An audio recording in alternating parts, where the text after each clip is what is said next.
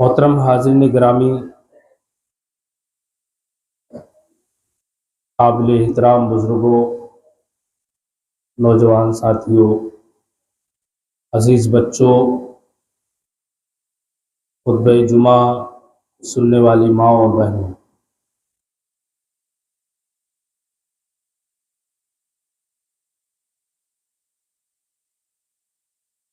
جس مہینے سے ہم گزر رہے ہیں، اسلامی سال کا پہلا مہینہ محرم الحرام کا مہینہ ہے۔ محرم الحرام کا مہینہ ہجری سن کا پہلا مہینہ، اسی سے ہجری سن کا آغاز ہوتا ہے۔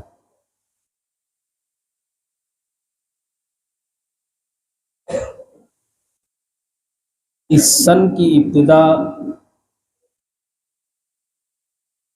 سن 17 ہجری میں، یعنی اللہ کے رسول صلی اللہ علیہ وسلم کی ہجرت کے 17 سالوں کے بعد اس کی ابتدا ہوئی، دور فاروقی میں۔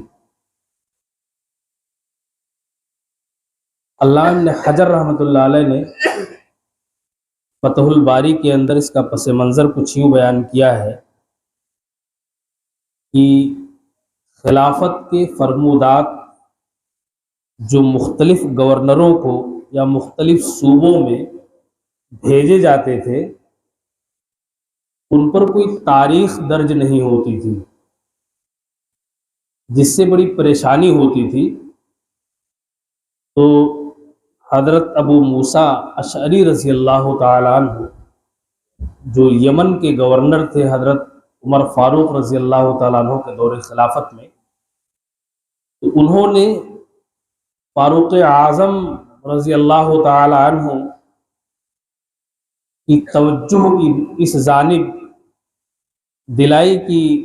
کوئی ایسا سسٹم تیار کیا جائے، کوئی ایسا طریقہ ایجاد کیا جائے کہ جس سے تاریخیں لکھی جائیں اور آسانی ہو مکتوبات کو آگے یا پیچھے سمجھنے اور رکھنے میں۔ تو صحابہ کرام کے مشورے سے عمر فاروق رضی اللہ تعالیٰ عنہ نے صحابہ کرام کی کمیٹی بلائی، میٹنگ کی، اور اس میں صحابہ کرام کے مشورے سے اس بات کو عمل میں لایا گیا کہ رسول اللہ صلی اللہ علیہ وسلم کا جو ہجرت کا واقعہ ہے مکے سے مدینے کی جانب، اس کو ایک متعین وقت مان کر کے اسلامی سن کا آغاز کیا جائے، لہذا وہیں سے اسلامی سن کا آغاز ہوتا ہے اللہ کے رسول صلی اللہ علیہ وسلم کی ہجرت کے واقعے سے۔ دنیا میں اس سے پہلے بہت سارے سن رائج تھے، جیسے عیسوی سن ہے، اسی طریقے سے بکرمی سن ہے، اور یہودیوں کا جو ہے مسیحی سن ہے، اور کئی سن دنیا میں ایجاد رہے، لیکن اسلامی سن کا جو ایک پس منظر ہے وہ ایک بڑا اہم پس منظر ہے۔ یہ وقت نہیں ہے اس تفصیل میں جانے کا کہ ساری دنیا کے جتنے سن ہیں جو بھی استعمال کیے جاتے ہیں، عیسوی ہو، مسیحی ہو، یا مولودی ہو، یا بکرمی ہو، بہت سارے جو بھی سنن استعمال ہوتے ہیں، رومی ہو، اسکندر اعظم کا ہو، جو بھی ہے، ان کے پس منظر میں اور اسلامی سن کے پس منظر میں ایک بہت بڑا فرق ہے اور بہت بڑا نظریہ امتیاز ہے دونوں میں۔ بہرحال اسلامی سن کا جو آغاز ہوتا ہے وہ اسی پس منظر میں آغاز ہوا، اور محرم الحرام اسلامی سن کا پہلا مہینہ ہوتا ہے۔ اسلامی سال جو شروع ہوتا ہے وہ محرم الحرام کے مہینے سے شروع ہوتا ہے۔ اس مہینے میں جیسے ہی یہ مہینہ شروع ہوتا ہے، یا یوں کہہ لیجئے کہ اس مہینے کے شروع ہونے سے پہلے ہی اللہ رب العالمین نے اپنے کچھ کتوں کو اس زمین پر آباد کیا ہے جو صحابہ کرام کی شان میں بھونکنا شروع کر دیتے ہیں۔ ہم اس معاملے پر تو جلدی نہیں آتے، کبھی بہت کم کبھی آتے ہیں، لیکن کیا کریں، برداشت کی بھی ایک حد ہوتی ہے، اور جب وہ حد کراس ہوتی ہے تو انسان مجبور ہو جاتا ہے اس کی دفاع میں کچھ کہنے کے لیے۔ اصل میں صحابہ کرام کا معاملہ، سب سے پہلی بات تو یہ جان لیجئے کہ صحابہ کرام کے بارے میں اسلام نے ہم کو رائے قائم کرنے کا اختیار نہیں دیا ہے۔ اگر آپ مسلمان ہیں تو اس بات کو اپنے دل میں بٹھا لیجئے کہ آپ کو رائے قائم کرنے کا اختیار اسلام نے نہیں دیا ہے۔ اسلام نے آپ کو عقیدہ دیا ہے صحابہ کے بارے میں، یہ کہہ کر کے کہ فَإِنْ آمَنُوا بِمِثْلِ مَا آمَنْتُمْ بِهِ فَقَدِ اهْتَدَوْا، اگر اسی طریقے سے ایمان لاتے ہو جس طریقے سے صحابہ ایمان لائے تھے، ہدایت یافتہ ہو، ورنہ کافر ہو، کچھ بھی ہو دنیا کے، مومن نہیں ہو سکتے ہو۔ تمہیں رائے قائم کرنے کا اختیار اسلام نے نہیں دیا ہے۔ اسلام نے تمہیں عقیدہ دیا ہے۔ صحابہ کی جماعت وہ جماعت ہے جس کے بارے میں اسلام نے تمہیں رائے قائم کرنے کا بالکل اختیار نہیں دیا ہے، تمہیں اسلام نے صرف عقیدہ دیا ہے کہ تمہارا ایمان اسی طریقے کا ہوگا جس طریقے سے صحابہ کا تھا، تو تم اللہ کی نگاہ میں ہدایت یافتہ ہو، ورنہ تم کچھ بھی ہو، اپنے آپ کے قارون بنو، فرعون بنو، حامان بنو، شداد بنو، نمرود بنو، ابو جہل بنو، دنیا بن جاؤ،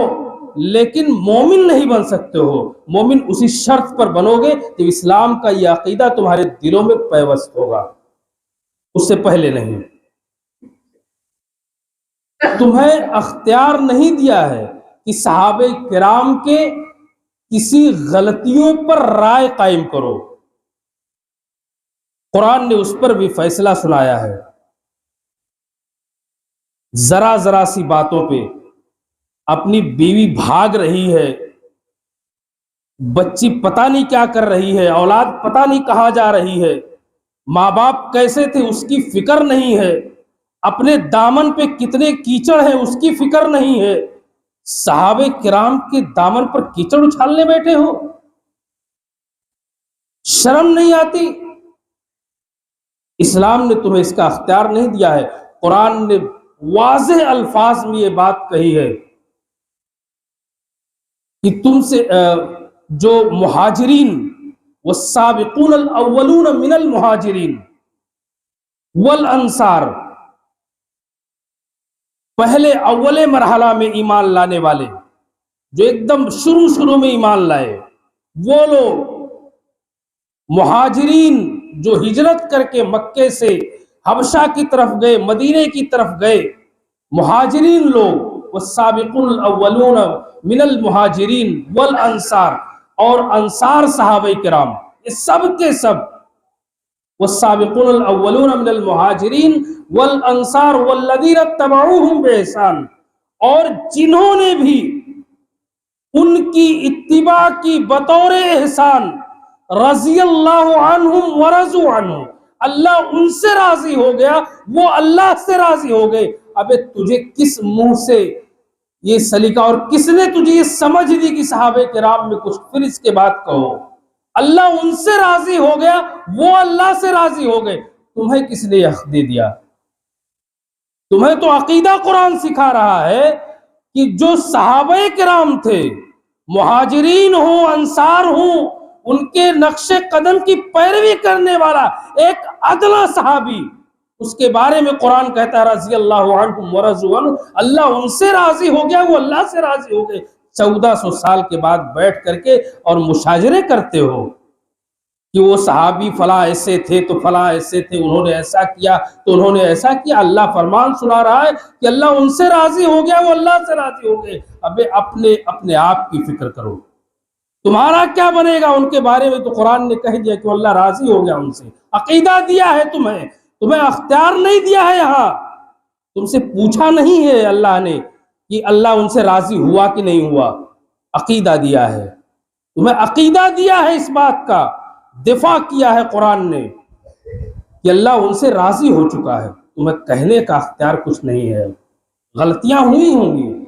اللہ نے معاف کر دیا، تمہیں کس نے اختیار دے دیا ہے؟ تو صحابہ کرام کے بارے میں کچھ کہنے کا اختیار تمہیں اسلام نے نہیں دیا ہے۔ اس لیے اپنی زبانیں، یہ گندی زبانیں اپنی بند رکھو، اگر کھولو تو ان کی خوبیاں بیان کرنے کے لیے،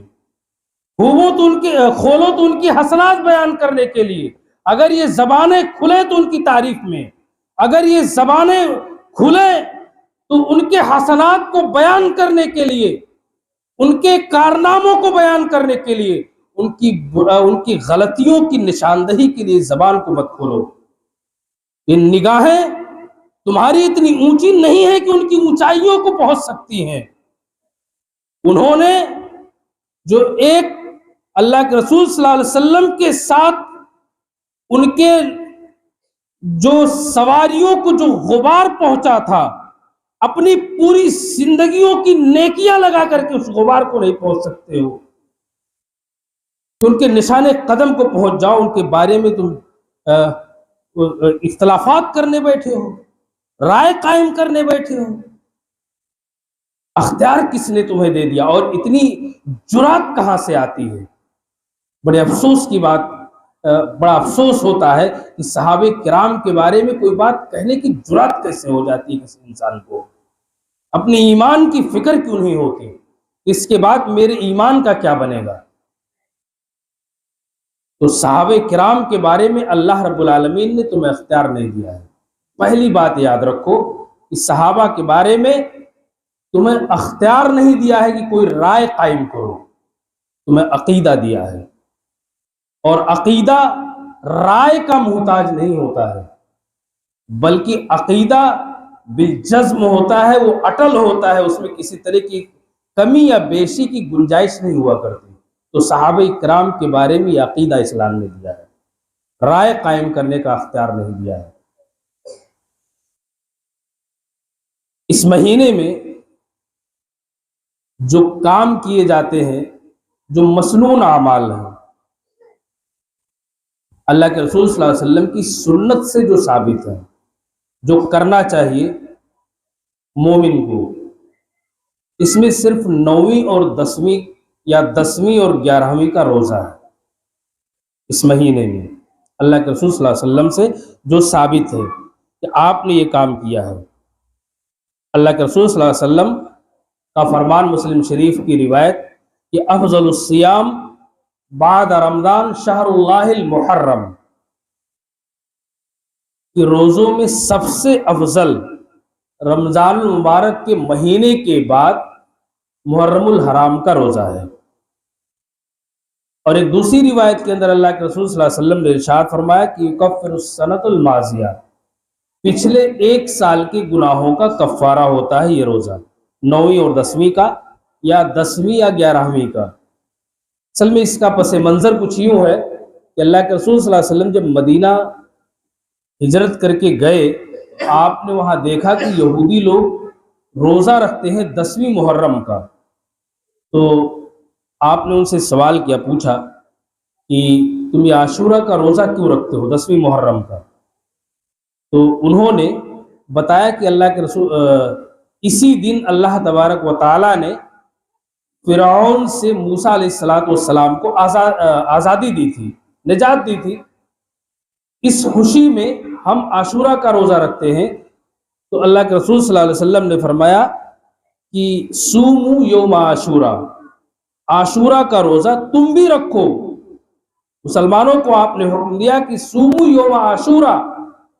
عاشورہ کا روزہ تم بھی رکھو، وخالف الیہود، لیکن یہ یہودیوں کی مخالفت کرو۔ کیسے؟ سومو قبلہ یوما او بعدہ یوما، چاہے ایک دن پہلے روزہ ملا لو چاہے ایک دن بعد، یعنی 9ویں 10ویں رکھ لو یا 10ویں اور 11ویں کا روزہ رکھ لو، یہ مسنون عمل ہے جو اللہ کے رسول صلی اللہ علیہ وسلم سے ثابت ہے، 9ویں اور 10ویں کا روزہ رکھنا۔ باقی اس کے علاوہ جتنے بھی اعمال چاہے وہ کسی بھی نیت کے ساتھ کیے جاتے ہیں، ہمارے یہاں تو بڑا ایک عجیب معاملہ ہے، بھائی میں ثواب کی نیت سے تو کر رہا ہوں، خیر اچھا ہی کام ہے نا، بھائی کوئی بھی کام اچھا ہونے کا مطلب یہ نہیں کہ وہ شریعت کا حصہ ہے اس سے آپ کو ثواب ملے گا، شریعت کے لیے اس سے دلیل ہونی چاہیے اس پر کہ کیا وہ کام کبھی صحابہ نے یا اللہ کے رسول صلی اللہ علیہ وسلم نے کیا تھا، اگر نہیں کیا ہے اور ثواب کی نیت سے آپ کر رہے ہو تو بدعت کا ارتکاب کر رہے ہو۔ اور اس مہینے میں جو بھی عمل کیے جاتے ہیں بہت سارے خرافات ہیں، ذکر نہیں کرنا چاہتا، آپ لوگ جانتے ہیں، سارے کے سارے بدعات و خرافات ہیں، اس کے علاوہ اللہ کے رسول صلی اللہ علیہ وسلم نے کچھ نہیں کیا ہے اس تعلق سے، صحابہ نے کچھ نہیں کیا، صرف روزہ رکھا ہے، وہی روزہ اللہ کے رسول صلی اللہ علیہ وسلم کی سنت ہے۔ باقی اس مہینے میں ایک سانحہ پیش آیا تھا، اس تعلق سے کچھ باتیں عرض کرنا چاہتا ہوں، زیادہ تو کہنے کی اجازت وقت نہیں دیتا، کچھ باتیں انشاءاللہ عرض کرنے کی کوشش کرتا ہوں۔ اس مہینے میں ایک واقعہ کربلا جسے آپ جانتے ہیں، امام حسین حضرت حسین رضی اللہ تعالیٰ عنہ کی شہادت کا واقعہ، اس کو اتنا طول دیا گیا اور اس میں اتنی ملاوٹ کی گئی کہ اس کو کائنات کا سب سے بڑا حادثہ قرار دیا گیا۔ ایسا لگتا ہے کہ اس سے بڑا حادثہ کبھی ہوا ہی نہیں کوئی اور نہ کبھی ہو سکتا ہے۔ ایک نظریہ یہ پیش کیا گیا اور اس طریقے سے دکھایا گیا۔ اس تعلق سے میں زیادہ نہ کہتے ہوئے خاص مدعے پر آتا ہوں۔ سب سے پہلی بات سوچنے کی اس تعلق سے یہ ہے کہ کیا یہ جو کربلا کا واقعہ پیش آیا تھا، ہر سلیم الطبع انسان جس کو اللہ نے فکر و عقل دی ہے، سوچو، غور کرو، اور تاریخ کا اگر کچھ بھی آپ نے مطالعہ کیا ہے، آپ کو علم ہے، تو اس تعلق سے سوچو، کیا یہ معرکہ جو پیش آیا تھا واقعہ کربلا کا، کیا یہ معرکہ حق و باطل کا معرکہ تھا یا ایک حادثہ تھا؟ اگر یہ حق و باطل کا معرکہ تھا جیسا کہ باور کرایا جاتا ہے، بلکہ یہاں تک کہا جاتا ہے کہ اسلام زندہ ہوتا ہے ہر کربلا کے بعد، اس سے پہلے اسلام مردہ تھا، اگر یہ حق و باطل کا معرکہ تھا تو اس وقت صحابہ کرام کی ایک بہت بڑی تعداد موجود تھی۔ جب یہ واقعہ پیش آیا اس وقت صحابہ کرام کی ایک بہت بڑی تعداد مکے کے اندر، مدینے کے اندر اور دوسرے شہروں میں موجود تھی، لیکن اس کے باوجود صحابہ کرام کی اتنی بڑی تعداد کے موجود ہونے کے باوجود حضرت حسین رضی اللہ تعالی عنہ کربلا کے میدان میں اکیلے کیوں ہیں؟ صحابہ کرام کی اتنی بڑی تعداد موجود ہونے کے بعد کربلا کے میدان میں حضرت حسین رضی اللہ تعالیٰ عنہ اکیلے کی موجود ہیں۔ اگر یہ حق و باطل کا معرکہ ہے تو کیا صحابہ کرام کی حمیت و غیرت اسلام کے حوالے سے ختم ہو چکی تھی یا باقی تھی؟ یہ چند سوالات ہیں آپ کے سامنے سوچنے کے۔ اگر آپ یہ کہتے ہو جیسا کہ شیعہ کتابوں میں یا شیعہ لوگ باور کراتے ہیں کہ تمام صحابہ کرام مرتد ہو گئے تھے، اگر یہ نہ کہا جائے کہ صحابہ کرام مرتد ہو گئے تھے تو پھر واقع کربلا کا میدان ہی نہیں بنتا ہے، وہ فیل ہو جائے گا پورا میدان ہی۔ اس میدان کو کارزار بنانے کے لیے سب سے پہلے ضروری یہ ہے کہ صحابہ کرام کو مرتد ثابت کروا دیا جائے۔ اس لیے شیعوں نے وہ کام کیا ہے کہ صحابہ کرام مرتد ہو گئے تھے، انہوں نے باقاعدہ اسی لیے تمام صحابہ کرام پر لعنت اور تکفیر کے فتوے لگائے جاتے ہیں شیعوں کی طرف سے۔ لیکن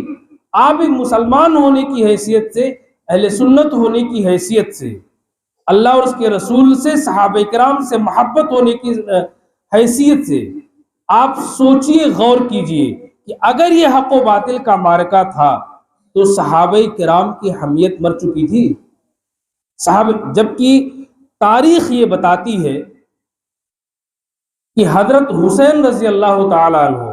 جب مدینے سے یزید کی بیعت ہوئی، امیر معاویہ رضی اللہ تعالیٰ عنہ کا انتقال ہو گیا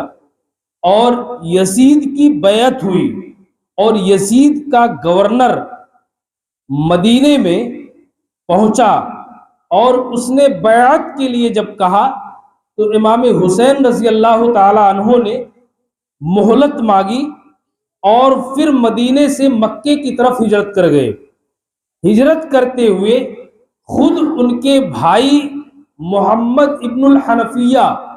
آپ جانتے ہیں امام حسین رضی اللہ تعالیٰ عنہ کے چھوٹے بھائی ہیں، حضرت علی رضی اللہ تعالیٰ عنہ کے لڑکے ہیں، جو حضرت فاطمہ رضی اللہ تعالیٰ عنہ کی علاوہ ایک دوسری بیوی سے تھے، محمد ابن الحنفیہ۔ انہوں نے باقاعدہ پورا نصیحت نامہ ان کا موجود ہے، انہوں نے اپنے بھائی کو روکنے کی پوری کوشش کی کہ آپ ہجرت مت کیجئے، بیعت کر لیجئے۔ وہاں سے نکلے، راستے میں کئی صحابہ کرام سے پوری تفصیل ہے، کتابوں میں موجود ہے، اگر کوئی جاننا چاہتا ہے تو کتاب میں بھی اس کو دے سکتا ہوں۔ راستے میں بھی، مکے کے راستے میں بھی کئی صحابہ کرام نے روکنے کی کوشش کی، یہاں تک کہ جب مکہ پہنچے، مکہ میں ان کے چچا عبداللہ ابن عباس رضی اللہ تعالیٰ عنہ، آپ کہتے ہو اہل بیت، عبداللہ ابن عباس رضی اللہ تعالیٰ عنہ بھی اہل بیت میں شامل ہیں، انہوں نے بھی روکا ہے۔ آپ اٹھائیے تاریخ کی کتابوں کو، پوری کوشش کی ہے روکنے کی، لیکن امام حسین رضی اللہ تعالیٰ عنہ نے بات تو سنی ہے، کوئی جواب نہیں دیا اور نہ ہی اپنے ارادے سے باز آئے، یہاں تک کہ کوفے کے سفر کا آغاز کیا۔ 3 رات کے فاصلے پر عبداللہ ابن عمر رضی اللہ تعالیٰ عنہ کو پتا چلتا ہے، مکے سے 3 رات کا فاصلہ طے کر کے راستے میں جاتے ہیں، وہاں پوری کوشش کرتے ہیں سمجھانے کی کہ اس راستے پہ مت جاؤ، کوفیوں نے تمہارے باپ کے ساتھ وفا نہیں کی ہے، تمہارے ساتھ کبھی وفا نہیں کریں گے۔ لیکن امام حسین رضی اللہ تعالی عنہ اپنے ارادے سے باز نہیں آئے۔ اس تمام صحابہ کرام جو راستے میں ملاقات ہو رہی ہے، ان کے بھائی محمد بن حنفیہ، جن کے راگ الاپتے شیعہ نہیں تھکتے نہیں، اسی طریقے سے اور بہت سارے صحابہ کرام، عبداللہ ابن عباس رضی اللہ تعالیٰ عنہ جو ان کے چچا ہیں رشتے میں، یہ تمام صحابہ کرام ان کو روکنے کی کوشش کیوں کر رہے ہیں؟ اگر یہ حق و باطل کا معرکہ تھا تو کیا صحابہ کرام کی حمیت اس قدر مر چکی تھی کہ وہ ساتھ دینے کے بجائے روکنے پہ آمادہ ہو گئے کہ اس کام سے باز آ جاؤ؟ دراصل یہ حق و باطل کا معرکہ نہیں ہے، اب اس کو تاریخ کے یا سیرت کی کتابوں میں پڑھیے۔ یہ عثمان غنی رضی اللہ تعالیٰ عنہ کی شہادت کے بعد حضرت علی رضی اللہ تعالیٰ عنہ اور حضرت معاویہ رضی اللہ تعالیٰ عنہ کے درمیان میں ایک سیاسی کشمکش ہے، ایک لمبی کشمکش ہے، سیاسی کشمکش، جس کے اثر سے جس کے نتیجے میں جنگ جمل اور جنگ صفین جیسی جنگیں ہوئی ہیں، اسی سیاسی پس منظر میں ہوئی ہیں، جس میں تقریباً 70,000 لوگ شہید ہوئے ہیں، اور اسی کا پس منظر یہ واقعہ کربلا ہے۔ یہ کوئی حق و باطل کا معرکہ نہیں ہے کہ جس میں امام حسین رضی اللہ تعالیٰ عنہ اکیلے گئے تھے، باقی صحابہ کرام مرتد ہو گئے تھے یا بے حمیت ہو گئے تھے، ان کی حمیت اور غیرت مر چکی تھی۔ یہ دراصل ایک سیاسی معرکہ ہے جو حضرت علی اور حضرت معاویہ رضی اللہ تعالیٰ عنہ کے درمیان میں عثمان غنی رضی اللہ تعالیٰ عنہ کے بعد ہی شروع ہوا تھا۔ تو اس کو جو حق و باطل کا معرکہ دکھایا جاتا ہے، سب سے پہلے تو اپنی آنکھوں سے پٹی ہٹائیے اور اس بات کو سمجھنے کی کوشش کیجئے کہ تاریخی حقائق کیا ہے۔ بیانات بہت کچھ ہیں، آپ بیانات پہ جائیں گے تو بیانات بہت کچھ ہیں، لیکن حقائق کو دیکھنے کی کوشش کیجئے کہ حقیقت کیا ہے اس کی۔ حقیقت یہ ہے کہ ایک سیاسی پس منظر میں یہ لڑائیاں ہوئی ہیں، اس کا ایک سیاسی پس منظر ہے پورا، لہذا حضرت حسین رضی اللہ تعالیٰ عنہ کو صحابہ کرام نے اس سے روکا، لیکن آپ باز نہیں آئے، یہاں تک کہ جب آپ قادسیہ سے 3 میل کے فاصلے پر تھے، یعنی کوفہ سے تقریباً 50 میل کے فاصلے پر، تو مسلم بن عقیل جو حضرت امام حسین رضی اللہ تعالیٰ عنہ کی چچا زاد بھائی تھے، مسلم بن عقیل، امام حسین رضی اللہ تعالیٰ عنہ نے انہیں اپنے سے پہلے کوفہ کے حالات جاننے کے لیے کوفہ بھیجا تھا۔ وہ پہلے وہاں جا چکے تھے کوفہ میں، وہاں جب امام حسین رضی اللہ تعالیٰ عنہ قادسیہ سے 3 میل کے فاصلے پر تھے، تو مسلم بن عقیل کا قاصد حضرت حسین رضی اللہ تعالیٰ عنہ کے پاس آتا ہے۔ آپ اٹھائیے تاریخ کو، وہاں ان کو پتا چلتا ہے کہ مسلم بن عقیل کوفہ کے اندر قتل کر دیے گئے، کوفہ کے اندر مسلم بن عقیل قتل کر دیے گئے۔ تو امام حسین رضی اللہ تعالیٰ عنہ اپنے ارادے سے باز آتے ہیں۔ آپ اٹھائیے تاریخ کو، تاریخ طبری خصوصی طور پر جو پرانی تاریخوں میں مسترد تاریخ مانی جاتی ہے، تاریخ طبری، البدایہ والنہایہ، اور اسی طریقے سے علامہ ابن اسیر کی نہج البلاغہ، یہ ساری کتابیں اٹھا کے دیکھیں، سب میں ہے، شیعوں کی کتابوں میں اس کا تذکرہ موجود ہے۔ قادسیہ سے 3 میل کے فاصلے پر مسلم بن عقیل کا قاصد قادسیہ سے 3 میل کے فاصلے پر حضرت امام حسین رضی اللہ تعالیٰ عنہ سے آ کر کے ملاقات کرتا ہے اور ان کو واقعے سے پورے خبردار کرتا ہے کہ مسلم بن عقیل کو کوفہ والوں نے شہید کر دیا اور آپ کی بیعت سے باز آ چکے ہیں وہ لوگ۔ حضرت حسین رضی اللہ تعالیٰ عنہ اپنے ارادے سے باز آ جاتے ہیں۔ آپ اٹھائیے تاریخ کی کتابوں کو دیکھیے گا، وقت نہیں ہے، بڑا تنگ ہے وقت۔ حضرت حسین رضی اللہ تعالیٰ عنہ اپنے ارادے سے باز آتے ہیں کوفہ جانے کی، لیکن تب تک بڑی دیر ہو چکی تھی اور فوج آمنے سامنے آ چکی تھی۔ اب وہاں پھر دیکھیے عمر بن سعد، جو حضرت سعد بن ابی الوقاص رضی اللہ تعالیٰ عنہ کے لڑکے ہیں، عمرو بن سعد، وہ فوج کے سپہ سالار ہوتے ہیں۔ وہاں کچھ باتیں، صلح مشورے کی باتیں ہوتی ہیں، تو امام حسین رضی اللہ تعالیٰ عنہ ان کے سامنے 3 باتیں رکھتے ہیں۔ یا تو مجھے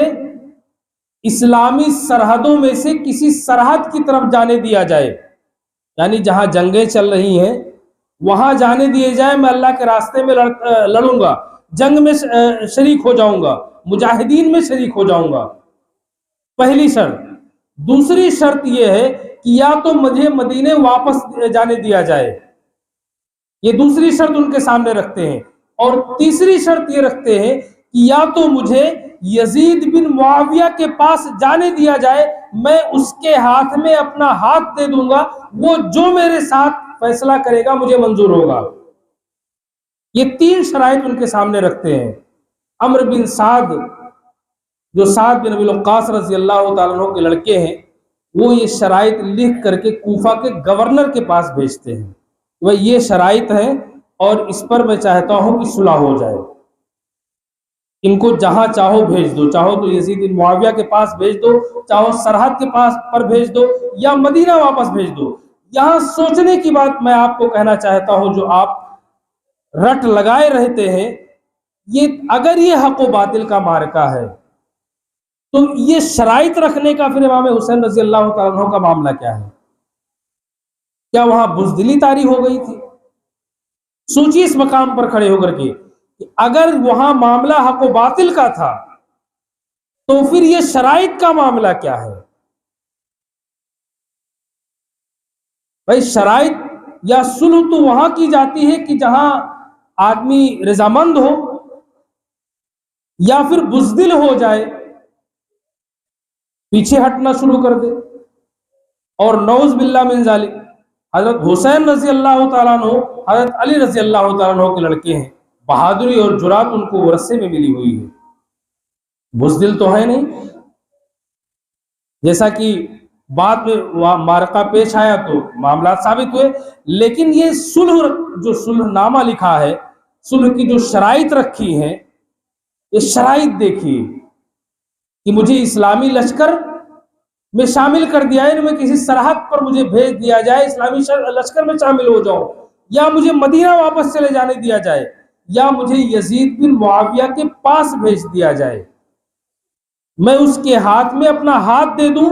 وہ میرے ساتھ جو معاملہ کرے گا مجھے منظور ہوگا۔ معاملہ یہ ہے کہ یہاں معاملہ حق و باطل کا نہیں ہے۔ اگر حق و باطل کا ہوتا تو صحابہ کرام کی حمیت نہیں مری تھی، ان کی غیرت زندہ تھی۔ حضرت حسین رضی اللہ تعالیٰ عنہ کی حمیت زندہ تھی، ان کی غیرت مردہ نہیں ہوئی تھی۔ اصل میں یہ معاملہ سیاسی معاملہ تھا، خلافت کا جو آپس میں رسہ کشی چل رہی تھی۔ علی رضی اللہ تعالیٰ عنہ کو کچھ لوگوں نے خلیفہ مان لیا تھا، بہت سارے مسلمانوں نے، اور کچھ لوگوں نے امیر معاویہ رضی اللہ تعالیٰ عنہ کے ہاتھ پر بیعت کی تھی۔ تو دونوں وہیں سے یہ رسہ کشی جو ہے سیاسی چلی آ رہی تھی۔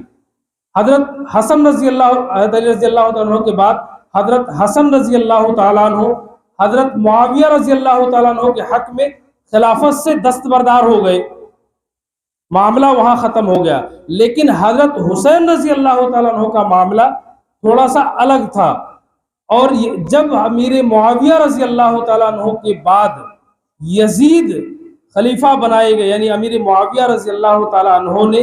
اپنے آخری وقت میں یزید کے ہاتھ پر لوگوں سے بیعت لے لی ان کے خلیفہ بنانے کے لیے، تو حضرت حسین رضی اللہ تعالیٰ عنہ کو یہ بات گراں گزری، اور انہوں نے کوفہ والوں کی حمایت چاہی کہ ان کو خلیفہ بنایا جائے۔ اسی تعلق سے حضرت حسین رضی اللہ تعالیٰ عنہ کوفہ جا رہے تھے، لیکن کوفہ والوں نے حضرت علی رضی اللہ تعالیٰ عنہ کے ساتھ وفا نہیں کی تھی، تو حضرت حسین رضی اللہ تعالیٰ عنہ کے ساتھ وفا کیسے کرتے؟ لہذا تاریخ کا وہ حادثہ پیش آیا جس سے ہمیں بھی اس پر انتہائی تکلیف ہے۔ اللہ کے رسول صلی اللہ علیہ وسلم کے نواسے حضرت حسین رضی اللہ عنہ کی شہادت معمولی بات نہیں ہے، لیکن اس کو اسلام کا ایک ایسا معاملہ گرداننا اور اس کے تعلق سے بہت ساری خرافات کا ایجاد کر لینا، اسلام کی صفوں میں دراڑیں پیدا کر دینا، ایک بہت بڑا حادثہ فاجعہ ہے۔ اس لیے اس سے ہمیں باز آ جانا چاہیے اور حقائق کو سمجھنے کی کوشش کرنی چاہیے۔ اللہ تعالیٰ سے دعا کرتا ہوں کہ اللہ تبارک و تعالیٰ ہمیں صحیح بات کو سمجھنے کی توفیق عطا فرما، آمین۔ ربنا تقبل منا انك انت السميع العليم وتب علينا انك انت التواب الرحيم، وآخر دعوانا الحمد لله رب العالمين۔